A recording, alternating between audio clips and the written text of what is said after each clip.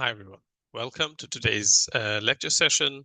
It's going to be about second speakers, even though as a debater, I used to be primarily third. Okay, fine.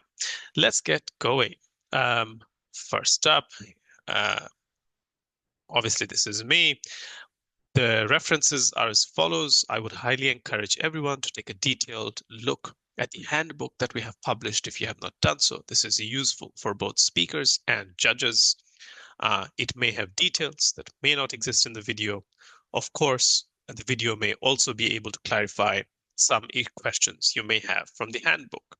Okay, so let's begin. We will have three things that we cover today. First, we will talk about rules and roles of second speakers. Second, we will have a deep dive into the concept of contributions that are unique to second speakers in this format compared to some other formats. And third, we will make some notes that judges should keep in mind. All right, based on the rules, the second speaker's roles are as follows. First, dealing with definitional challenges. So if you are second proposition, for example, and the opposition first speaker has challenged the definition, you must either defend the definition or accept the first opposition's challenge and be able to deal with that. The second is you must comprehensively rebut the case made by the opposing side, i.e. respond to them. And third, the second speaker must introduce a new part of the case. Crucially, this new part of the case can be a new argument. It can be new reasons why an existing argument is true or important. It can be new examples, and it can be new weighing of existing arguments. So there's a plethora of ways in which a second speaker may add to the existing case. In practice, second speakers generally features responses to what the other team has argued and adds additional independent material for their sides. There are three ways in which typically second speakers will structure their speeches. The first is that they will respond to the other side, defend their side, and then separately add their new sides, their case. The second is instead of rebutting one by one, they will often summarize the debate into clashes or themes or questions, whatever you wish to call it. And then within each clash, they will respond to the opposition's case and defend their own case simultaneously. And then separately, typically at the end of their speech, they will say, okay, I also now, here's my new argument and contribution to the case. That is also fine.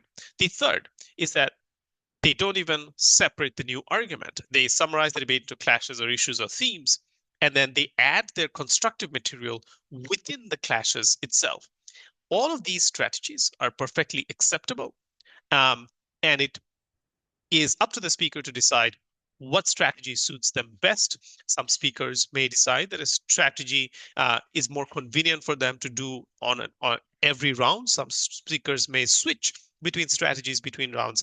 Any and all of that is fine as long as the primary content is delivered and the strategy is communicated well enough to the judge that they understand where you're going, your vision of the debate, your content is delivered clearly and persuasively. Great. Now, moving on to the responses of the second speakers. Typically, we will categorize them into two categories. First is offensive rebuttals, i.e., these are responses you make to the opposition's arguments. The second are defensive rebuttals, which are you are defending your case by responding to the responses that have existed from the other side.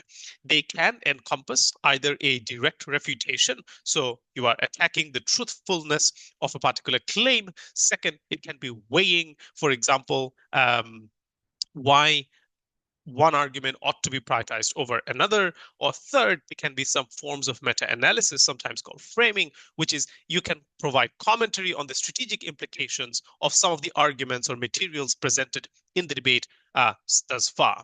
So those are ways in which you can respond. All of those are okay.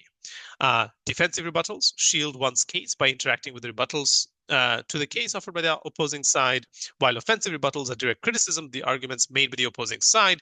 They try to disprove the truth, logical validity, and importance. Okay, so both of them are constitute responses. Let's have an example. This house would ban the production and consumption of meat. First opposition argues that banning the production and consumption of meat restricts individual autonomy by reducing their available food options, right? So second proposition that goes, look, the problem with this argument is that it ignores the fact that rights aren't absolute, right?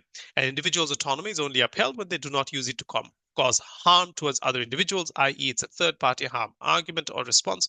This is why we, for example, criminalize burglary or murder because it has outside victims, right? So even though they're all exercises of autonomy, they create harm for others, and therefore that argument is not legitimate. This is, if you haven't realized yet, an example of offensive rebuttal, right? So similarly, using autonomy to justify causing harms is abhorrent and the restriction of autonomy is justified. There's an offensive rebuttal.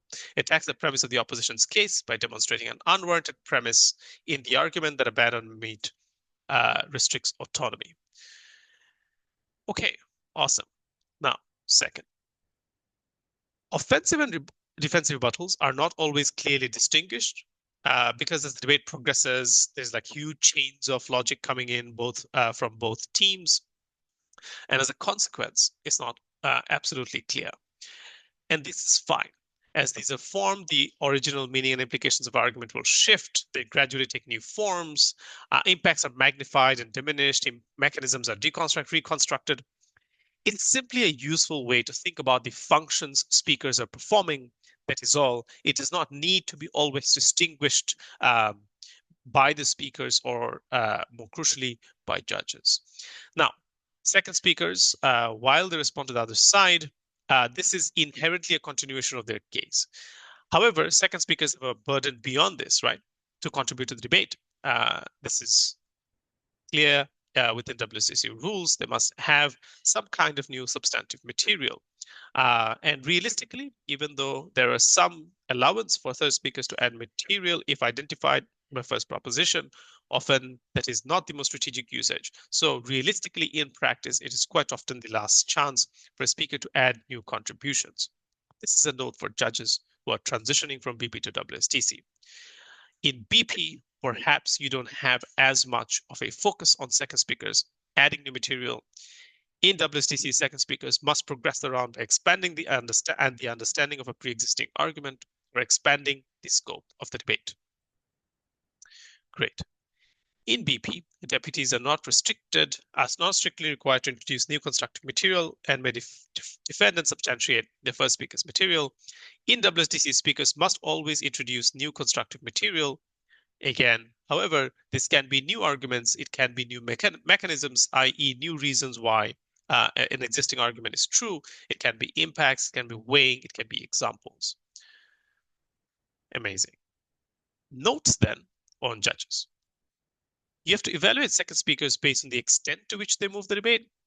They're not merely extension of the first stop, nor are they just a prelude to the third speakers, right? They have a distinct role. They must evolve the debate and they must fulfill their roles and responsibilities. And the extent to which they are able to move the debate factors into both the content and the strategy element of their scores. Context is important, and I think this is a very key thing to point out to judges, which is that you may have a pre-existing notion of a second speaker's speech and what it ought to be. That does not mean that you become dismissive of a different style coming from a second speaker. Ultimately, take notes so that later on you're able to track how much they have actually contributed or moved the debate. This is crucial because a second speaker may not clearly outline for you, for instance, that here is me moving on to my new contribution to the debate, but they may have done so. And in that situation, we don't want a situation where you're unfairly penalizing for not adding new contributions, even if they have done so. So please do make sure to track the debate, as different speakers may have different styles different structures through which they deliver their content. Please do credit it appropriately. Second speakers are susceptible to having their substantive contributions undercredited, which is what I just talked about.